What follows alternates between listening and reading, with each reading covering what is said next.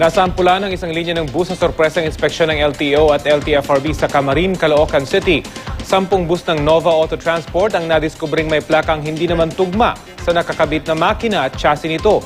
Sangkot din sa ilang nakarang aksidente ang Nova Auto Transport, kabilang ng umano'y pagbangga ng isang bus nito sa taxing sinasakyan ng nasawing UP professor na si Chiristella Simbulan noong 2011. Mula sa Caloocan, may ulat on the spot si Dante Perelio.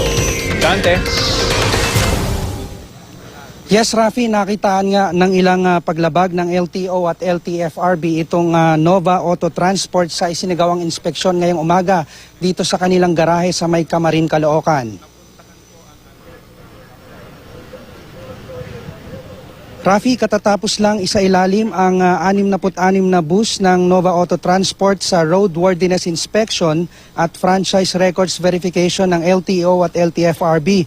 24 na bus naman ang lumalabas na hindi tugma ang plakas sa nakakabit na makina.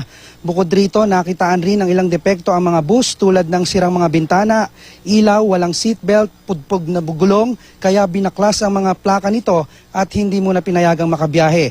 Posible rin daw maharap sa 6 na buwang preventive suspension ang prangkisa ng mga nasabing bus na siyang parusa sa first offense. Preventive suspension at revocation ng franchise naman sa second offense at revocation ng franchise ng buong fleet kapag third offense. Sa kasulukuyang record ng LTFRB, may 6 na prangkisa ang Nova Auto Transport pero ngayon pa lang nangangamba na, Rafi, ang mga driver at konduktor ng Nova Auto Transport sa epekto nito sa kanilang kabuhayan sakaling matuloy ang preventive suspension. Ayon naman sa General Manager ng Nova Auto Transport, nagkamali lang daw ng pag-stencil sa mga bus. Imbis raw kasi na chassis number ay production number ang nakuha at agad rin daw nilang pinalitan ng mga sirang salamin.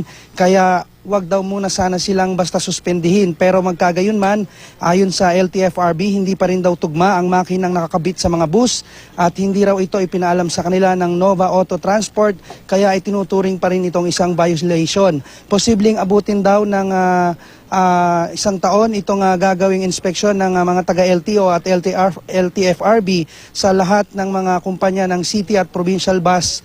At sa ngayon ay 1 hanggang sa 2 beses raw sa isang linggo ang gagawin nilang random inspection. Kaya magpapatuloy daw ito hanggang sa mga susunod na araw. At yan ang mainit na balita mula rito sa Caloocan. Balik sa iyo, Rafi.